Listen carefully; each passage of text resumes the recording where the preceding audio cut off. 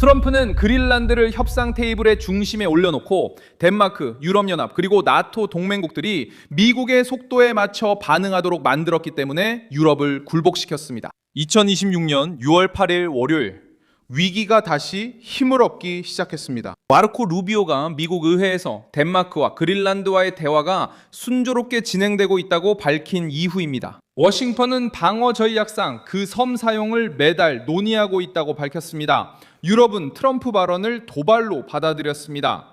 덴마크는 저항하고 그린란드는 군사적 거점이 되며 유럽연합은 새로운 관세 분쟁을 피하려 하고 트럼프는 자신이 의제를 제시하면 동맹국들이 서둘러 대응한다는 것을 보여줍니다.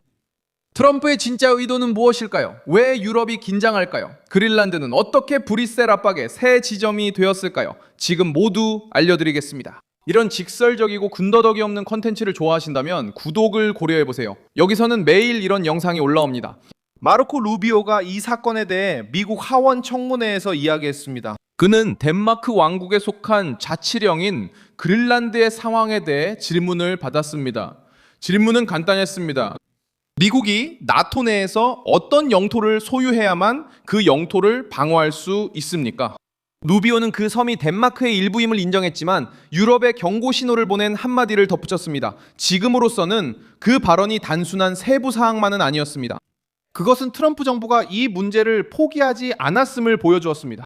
오히려 이 분쟁을 더 은밀하고 더 외교적이며 유럽인들에게는 더 위험한 단계로 옮겨 놓았습니다. 왜냐하면 이제 압박은 공개적인 성명으로만 나타나는 것이 아니라 정부 간의 끊임없는 대화로도 나타나기 때문입니다. 가장 중요한 정보는 미국이 덴마크와 그린란드 당국과 매달 이 섬을 집단 방위 목적으로 사용하는 문제를 논의하고 있다는 점입니다. 그리고 이것이 논쟁의 무게를 바꿉니다. 우리는 단순히 상징적인 매입이나 강한 발언 또는 코펜하겐에 대한 도발만을 이야기하는 것이 아닙니다.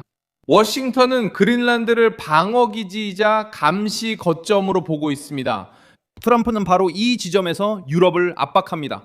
그는 동맹국들이 자신이 선택한 장소에서 자신이 정한 시간에 그리고 자신이 만든 압박 속에서 안보 문제를 논의하도록 강요하기 때문입니다.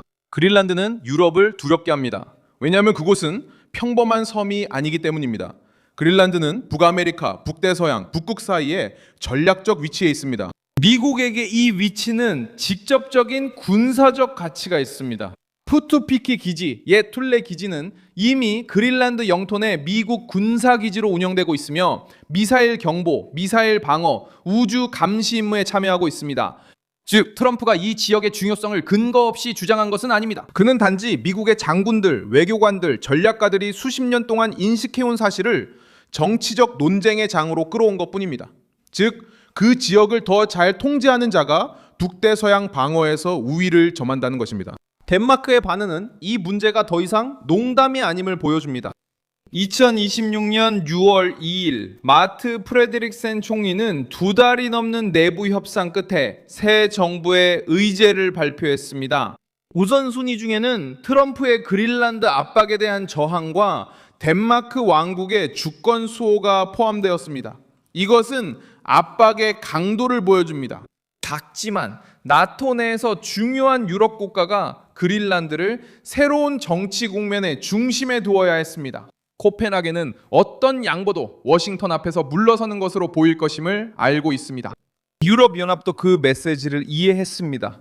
같은 날 유럽의회의 한 위원회는 미국과의 무역 협정 조항을 이행하고 트럼프와의 새로운 관세 충돌을 피하기 위한 조치를 진행했습니다.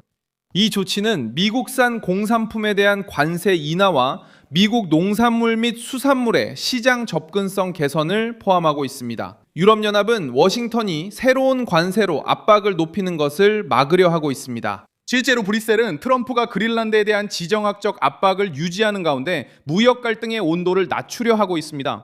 유럽은 동시에 두 개의 전선을 열고 싶어 하지 않습니다. 하나는 무역, 다른 하나는 북극입니다. 트럼프는 이 조합을 정치적으로 정교하게 활용하고 있습니다. 그는 그린란드 문제로 덴마크를 압박하고 무역 문제로 유럽연합을 압박하며 북대서양 조약기구에게 북극의 안보가 점점 더 미국에 달려있음을 인정하도록 강요하고 있습니다. 유럽의 옛 엘리트들은 트럼프를 무시할 수 있다는 인상을 주려 했지만 현실은 금방 드러났습니다. 이 사건은 유럽연합을 불편하게 만듭니다. 왜냐하면 모순을 드러내기 때문입니다.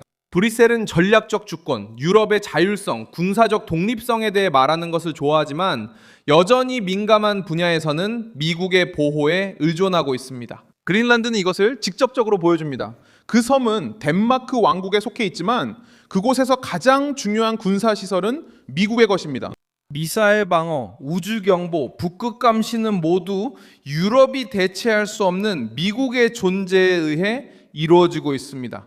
트럼프는 이 약점을 간파했고 바로 아픈 곳을 정확히 찔렀습니다. 루비오는 이러한 대화가 계속되고 있음을 분명히 했으며 그가 언젠가 좋은 소식을 기대한다고 말할 때 유럽은 트럼프 정부가 즉각적인 단절을 발표하지 않고도 시스템 내부에서 움직이고 있음을 이해합니다. 압박은 또한 그린란드가 경제적, 지정학적 가치가 점점 커지고 있기 때문에 나타납니다. 북극은 해상 경로, 천연자원, 전략적 광물, 그리고 강대국들의 군사적 존재 때문에 더 치열하게 경쟁하는 지역이 되었습니다. 러시아와 중국은 이 지역을 관심 있게 지켜보고 있습니다.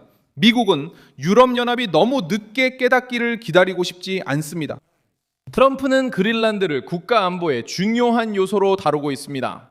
그에게는 중요한 지역을 말만 많고 위기 상황에서는 미국의 힘에 의존하는 유럽 관료들에게 맡기는 것이 전혀 말이 되지 않습니다. 역사를 살펴보면 왜 이 문제가 항상 다시 떠오르는지 이해할 수 있습니다. 1946년 제2차 세계대전 이후 해리 트루먼 행정부는 덴마크로부터 그린란드를 사기 위해 1억 달러 상당의 금을 제안했습니다. 그 제안은 거절당했지만 미국은 그 섬에 대한 군사적 접근권을 유지했고 이후 방위협정을 통해 주둔을 공고히 했습니다.